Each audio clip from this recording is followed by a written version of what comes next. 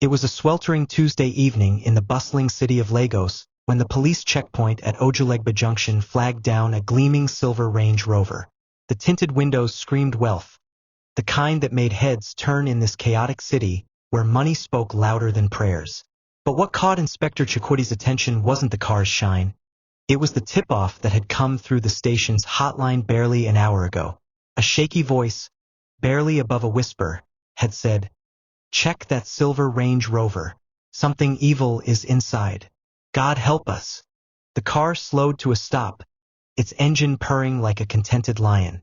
The driver's door swung open, and out stepped a man who looked like he'd been carved from a Nollywood blockbuster. He was tall, broad-shouldered, dressed in a tailored navy blue suit that hugged his frame like a second skin. His white shirt was crisp, his purple tie bold like a royal decree. His shoes, polished to a mirror shine, clicked softly on the asphalt. A single silver cross hung from his neck, glinting under the streetlights. His face was smooth, his beard neatly trimmed, and his eyes carried a calmness that could soothe a storm. "Good evening, officers," he said, his voice deep and smooth, like honey poured over velvet. "I am Pastor Jeremiah Oluyewaskin, General Overseer of Heaven's Fire Revival Ministry. I'm on my way to a vigil in Surulere. Souls are waiting to be saved. God bless you all." His smile was wide, revealing teeth so white they could blind. Inspector Chikwudi, a man who had seen too much in his 15 years on the force, wasn't swayed by the charm. He adjusted his cap and fixed his gaze on the pastor. "Good evening, Pastor. Routine check. Please open your boot." Pastor Jeremiah's smile didn't waver, but his eyes flickered, just for a moment, like a candle caught in a draft. "Officers, there's nothing to see. Just my Bibles and some anointing oil for the vigil. Time is of the essence. The devil is busy, but God is busier." "Open the boot, sir," Chikwudi said, his voice firm, his hand resting lightly on the holster at his hip. The pastor chuckled, a low, rumbling sound, and raised his hands as if in surrender. "My sons, why this wahala? I'm a man of God, anointed and appointed. Surely, you don't want to delay the work of the Almighty." He reached into his suit jacket, slow and deliberate, pulling out a brown envelope bulging at the seams. "Take this small token. Buy something for your families. Let me go and do God's work." The air grew thick. The other officers exchanged glances. Constable Amaka, the youngest on the team, shifted uncomfortably, her hand tightening around her baton. Chikwudi's jaw clenched. "Pastor, we don't want your money. Open the boot now or we'll do it ourselves." The pastor's smile faded, his shoulders stiffening. The envelope hung in the air for a moment before he tucked it back into his jacket. "Very well," he said, his voice now carrying a hint of steel. He walked to the back of the Range Rover, his steps measured, as if each one carried the weight of a secret. The crowd that had begun to gather, traders, Okada riders, passers-by, watched in silence, their phones already out, recording. Chikwudi signaled to Amaka, who stepped forward with her flashlight. Pastor Jeremiah pressed a button on his key fob, and the boot clicked open with a soft thud. The world seemed to hold its breath. Amaka raised her flashlight, and the beam cut through the dusk, illuminating the contents of the boot. There, wrapped in blood-soaked white cloth, were 3 human heads. Their eyes were wide open, frozen in terror, as if they could still see the world they'd left behind. The smell hit like a punch, rotting flesh mixed with something sharp and metallic. Amaka gasped, stumbling back. "Chinik!" she cried, crossing herself. Chikwudi's hand flew to his gun, his heart pounding like a talking drum. The crowd erupted, screams and shouts piercing the evening air. "Jesus! Pastor with human heads!" someone yelled. Phones clicked and flashed as the scene unfolded. Pastor Jeremiah stood frozen, his face a mask of calm that no longer fit. His lips moved, but no words came out. Chikwudi stepped forward, his voice shaking with rage. "Pastor, what is this? What kind of man of God carries this in his car?" The pastor's eyes darted to the crowd, then back to the officers. "It's not what you think," he said, his voice low, almost a whisper. This is a setup. The devil is at work. My enemies want to bring me down. Enemies? Chakoti spat, his patience gone. Explain these heads, Pastor. Explain now, or you'll do it at the station. The crowd pressed closer, their voices a cacophony of shock and accusation. Ritualist, one woman screamed. This is why people don't trust pastors, shouted another. An Okada rider waved his fist, shouting, God will judge you. Pastor Jeremiah raised his hands, his silver cross catching the light again.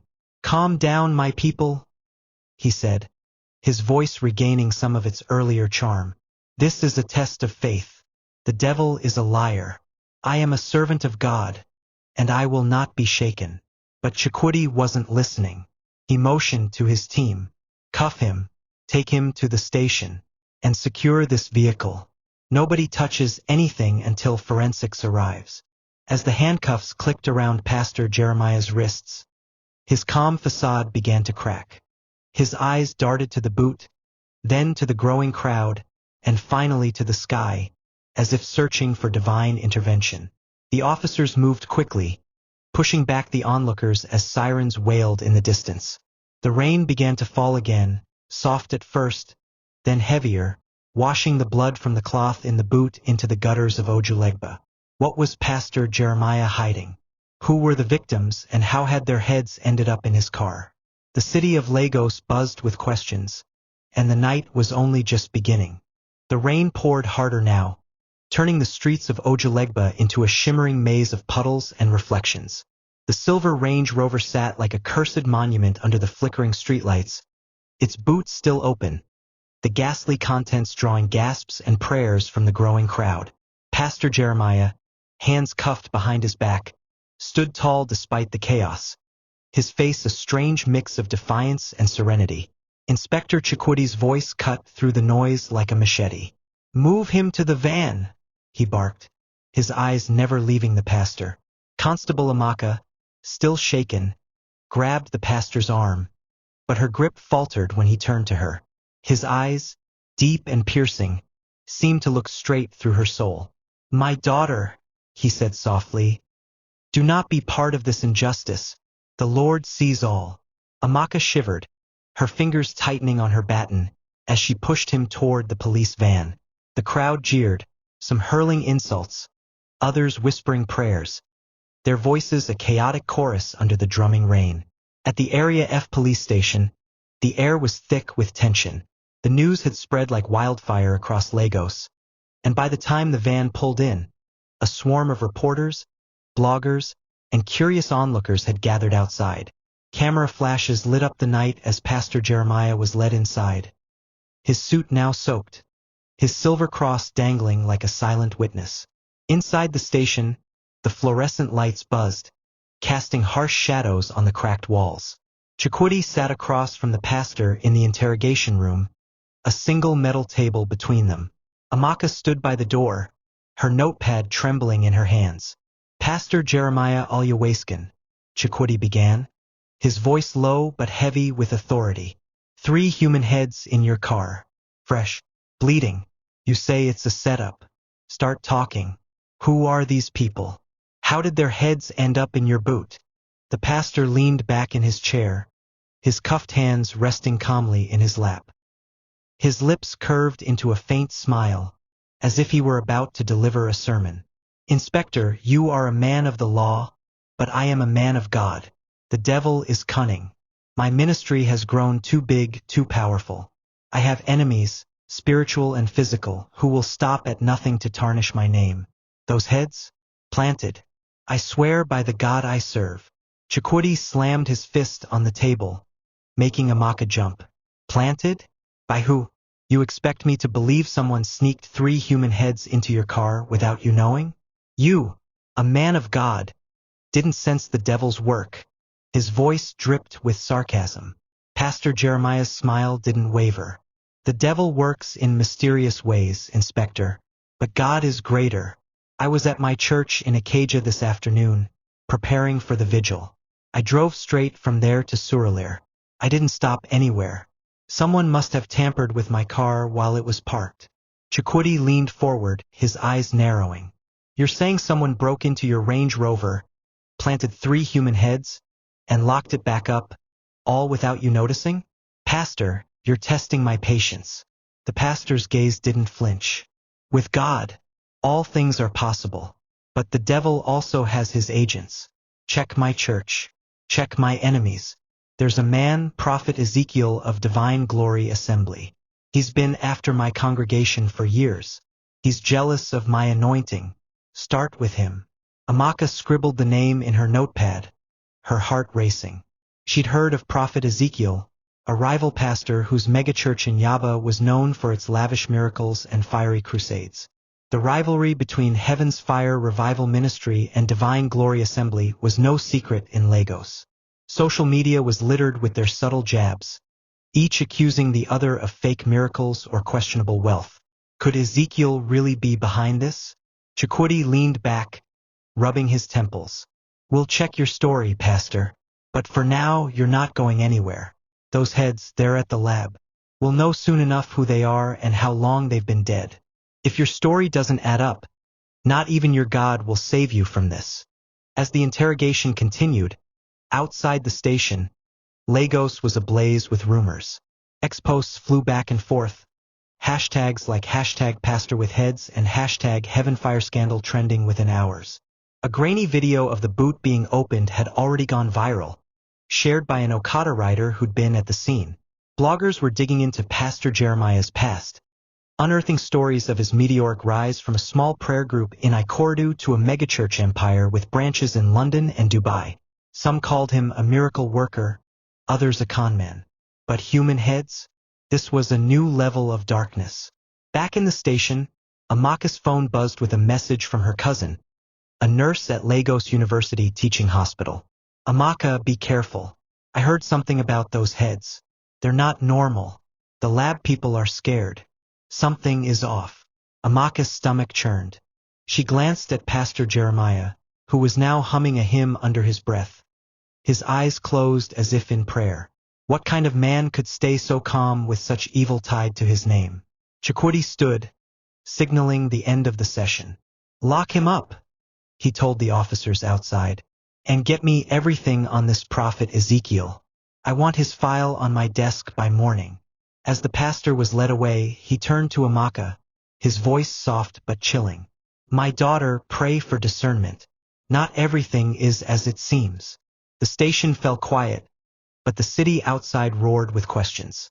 Who were the victims? Was Pastor Jeremiah a monster hiding behind a cross? Or was he truly a victim of a diabolical plot? And what did Amaka's cousin mean by not normal? The rain kept falling, and the mystery deepened, wrapping Lagos in a shroud of fear and suspicion. The rain had slowed to a drizzle by midnight, but the air in Lagos remained heavy, as if the city itself was holding its breath. At Area F police station, the fluorescent lights flickered, casting eerie shadows in the interrogation room where Pastor Jeremiah had been questioned hours earlier. Inspector Chukwudi sat at his desk, a cup of bitter coffee in hand, staring at a stack of files. The station was a hive of activity, officers whispering, phones ringing, and the faint hum of a generator outside. The weight of the case pressed on Chukwudi's shoulders like a sack of Gary. 3 human heads. Pastor. This wasn't just a crime. It was a scandal that could shake the very soul of Lagos. Constable Amaka stood by the window, her eyes scanning the crowd still lingering outside. Reporters had set up camp, their cameras trained on the station's entrance, hungry for any scrap of news. Her phone buzzed again. Another message from her cousin, Nkechi, the nurse at LUTH. Amaka, I'm serious. The lab techs are freaking out. Those heads. They're fresh, but something's wrong with them. One of them had strange markings on the neck, like a ritual. Be careful, oh. Amaka's heart skipped a beat. She glanced at Chukwudi, wondering if she should share the message, but his furrowed brow told her now wasn't the time. In the holding cell, Pastor Jeremiah sat on a narrow bench, his suit jacket folded neatly beside him. His white shirt was still crisp, despite the hours of interrogation. He hummed a hymn softly, his silver cross glinting under the dim bulb. The other detainees kept their distance, their eyes darting nervously toward him. Whispers had already spread among them. Some called him a devil, others a man framed by forces they couldn't understand. But Jeremiah's calm was unshaken, his lips moving in silent prayer, as if he were in the middle of a crusade and not a cell. Outside, the city was alive with speculation. X was ablaze with theories. One user, at Lagos Truthseeker, posted, "Pastor Jeremiah is innocent. Prophet Ezekiel has been jealous of him for years. This is a setup to destroy his ministry. Hashtag pastor with heads." Another, at Nigerian, countered, "Man of God with human heads? Oga, explain that one. This is why I don't go to church again." Hashtag heaven fire scandal.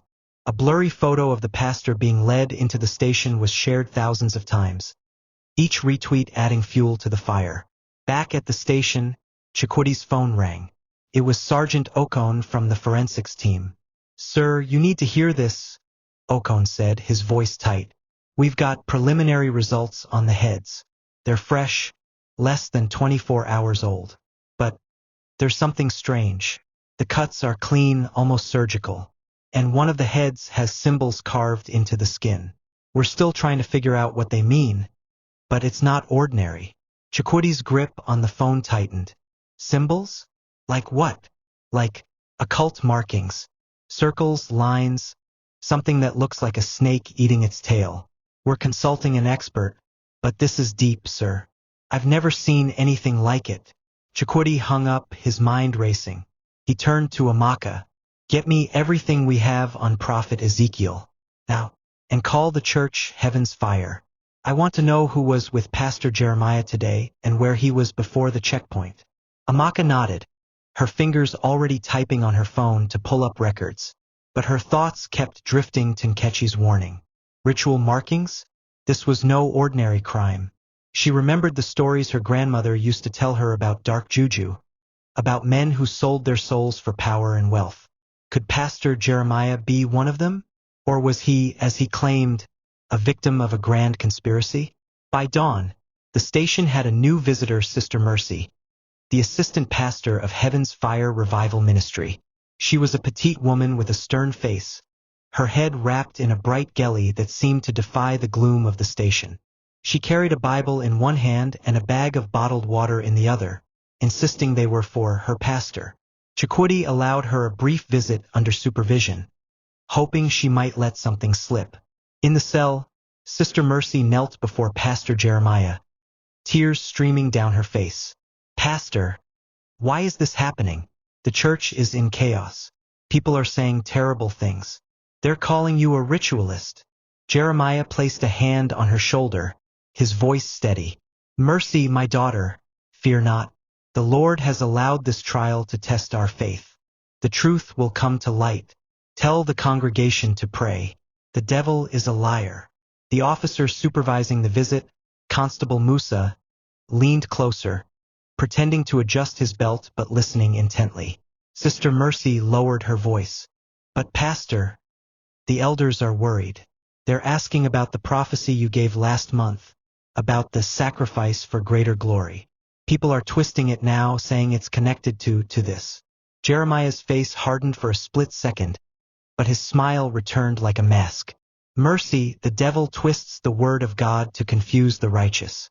That prophecy was about spiritual sacrifice, prayer, fasting, giving. Tell the elders to stand firm.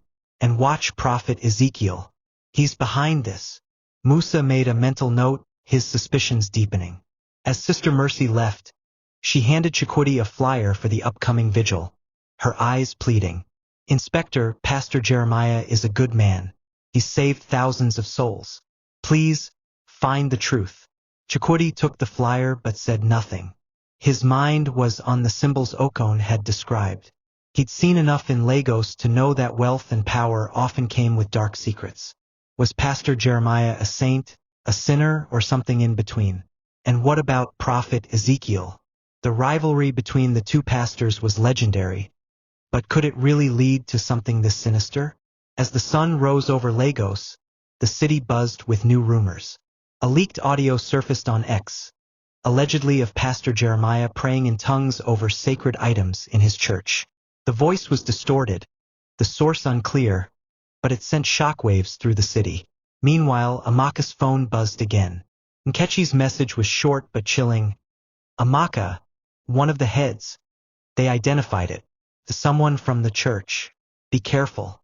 This thing is bigger than you think. The station grew quiet, but the tension was deafening. Chikwudi stared at the flyer in his hand, the bold letters screaming, Heaven's Fire Vigil. Power must change hands. Something told him this case was about to unravel in ways no one could predict.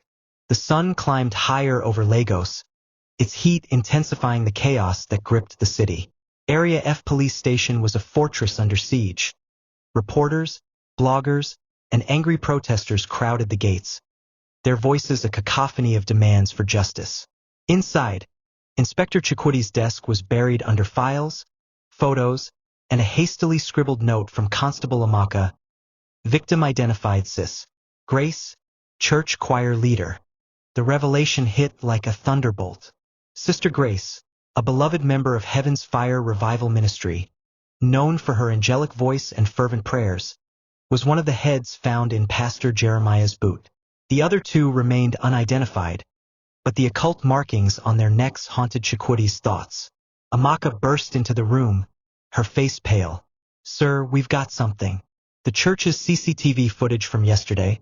It shows Pastor Jeremiah leaving the premises alone at 3 p.m., but his car was parked in the compound for hours before that. And there's a figure, someone in a hooded jacket, near the car around 2 p.m. We can't see their face. Chikwidi's eyes narrowed. Get that footage enhanced, and bring in Prophet Ezekiel for questioning. Now, across town, Prophet Ezekiel's Divine Glory Assembly was a fortress of its own, its gold-plated gates gleaming under the midday sun. When the police arrived, Ezekiel was in the middle of a live-streamed service, his voice booming through speakers as he declared, "The enemy will fall. Those who rise against the anointed will be exposed." His congregation roared with amens, unaware of the officers slipping through the back entrance. Ezekiel, a stocky man with a penchant for flamboyant agbadas, didn't resist when Chikwudi confronted him. "Inspector, I'm a servant of God," he said, his voice dripping with indignation. "Why this harassment?" But his confidence wavered when Chikwudi mentioned the heads. "I know nothing about that," he snapped. "Jeremiah is the one you should be watching. His miracles are too perfect, his wealth too sudden. Ask him about his secret prayer room." The mention of a secret prayer room sent Chikwidi's instincts into overdrive. He dispatched a team to Heaven's Fire Revival Ministry with a search warrant. Meanwhile, the forensics team sent another bombshell. The other two heads belonged to a missing church accountant, Brother Tund, and a young usher, Chioma, both last seen at a private prayer session with Pastor Jeremiah a week ago. The occult symbols on all three heads matched those found in an obscure ritual manual confiscated from a shrine in Badagry years ago. The case was no longer just murder, it was something darker, something that reeked of blood and power. At Heaven's Fire, the search team tore through the church's sprawling compound. Behind the main altar, hidden by a velvet curtain, they found a locked door. When they broke it open, the air inside was thick with the stench of incense and something fouler. The room was small, its walls lined with candles, strange symbols etched into the floor. In the center stood a wooden table, stained with dark, dried patches. A leather-bound book lay open, its pages filled with cryptic writing and diagrams. Amaka, who had insisted on joining the search, felt her knees buckle. "Chinik," she whispered. "This is no church." The evidence was mounting, but Pastor Jeremiah remained unshaken in his cell. When confronted with the findings, he laughed softly. "Inspector, you found the devil's trap. That room was sealed years ago. My enemies must have reopened it to frame me. Check the church records. Prophet Ezekiel visited me 2 months ago. He knew about that room." Chikwudi wasn't buying it. The CCTV footage, now enhanced, revealed the hooded figure planting a bag in Jeremiah's boot. Facial recognition was inconclusive, but the figure's build matched Sister Mercy. the assistant pastor. When brought in for questioning, Mercy crumbled within minutes. Sobbing, she confessed to being coerced by Jeremiah. "He said it was for the church's glory," she cried. "He said the sacrifices would bring divine favor, make us untouchable. I didn't know it was human heads." She implicated two elders, Brother Paul and Deaconess Funmi, who had helped procure the victims under the guise of special prayers. The net tightened. Prophet Ezekiel, though cleared of direct involvement, was found to have spread the leaked audio to discredit Jeremiah, a move fueled by their bitter rivalry. His role in fanning the scandal earned him charges of obstruction of justice. The church elders, Paul and Funmi, were arrested after evidence linked them to the secret room and the ritual manual. Phone records showed they'd been in contact with a known juju priest in Ogun State, who was later found with items belonging to the victims. By evening, Lagos was a city in shock. The arrests dominated every news outlet, with ex-posts exploding under hashtags like #HeavenFireExposed and #PastorOfDeath. The police released a statement confirming the arrests of Pastor Jeremiah, Sister Mercy, Brother Paul, and Deaconess Funmi, all charged with murder, conspiracy, and ritualistic practices. Prophet Ezekiel faced lesser charges but was detained pending further investigation. In the courtroom weeks later, the evidence was overwhelming. The ritual manual, the CCTV footage, Mercy's confession, and forensic reports painted a chilling picture of a pastor who had twisted faith into something monstrous. Jeremiah's calm facade finally cracked as the judge read the verdict. Life imprisonment without parole for him and his accomplices. The courtroom erupted in cheers and tears, with victims' families weeping for closure. As the prison van carried Pastor Jeremiah, Sister Mercy, Brother Paul, and Deaconess Funmi to Kirikiri prison, the rain returned to Lagos, washing away the last traces of their tainted legacy. The city mourned its lost souls but stood resolute, a reminder that even in the house of God, darkness could lurk. And in the end, justice, like the rain, spared no one.